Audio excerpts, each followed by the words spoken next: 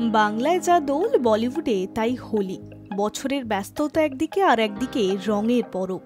কেউ সপরিবারে, কেউ যুগলে, আবার কারাও ভাঙা সম্পর্ক জোড়া লাগালো এই ফাঁকে। কেউ আবার বন্ধুদের সঙ্গে সদল বলে।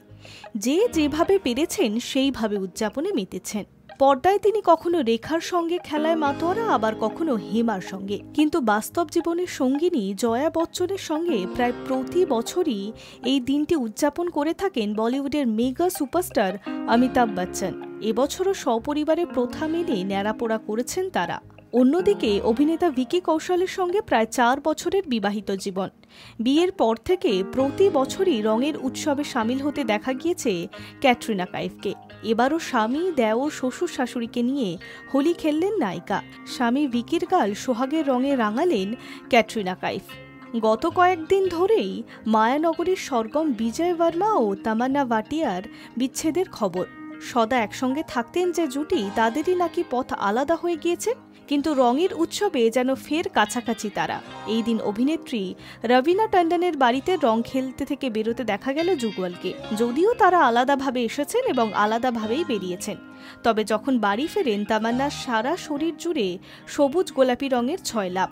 রঙিন হয়ে উঠেছিলেন বিজয়ও। তাদের মধ্যে সমস্যার সমাধানের সূত্র মিলল কিনা তা অবশ্য এখনো অধরা। আর একদিকে গত বছর প্রেম ভেঙেছে মালাইকা অরোরার। তারপর থেকেই কাজে ডুবে আছেন অভিনেত্রী।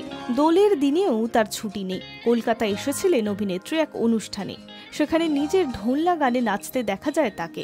এই মুহূর্তে দক্ষিণী অভিনেত্রী শ্রীলীলার সঙ্গে তার প্রেমের চর্চা সর্বত্র। যদিও দোল উদযাপন করেছেন বাড়িতেই, তিনি আর কেউ নন কার্তিক আরিয়ান। বাবা, মা ও ঘনিষ্ঠ বন্ধুদের সঙ্গে হোলির রঙে রঙিন করেছেন সহকারী থেকে বন্ধু সকলকে। একেবারে মন খুলে আবির নিয়ে হুল্লোড় করতে দেখা গিয়েছে কার্তিক আরিয়ানকে। অন্যদিকে এমনিতেই স্বামীকে চোখে হারান সোনাক্ষী।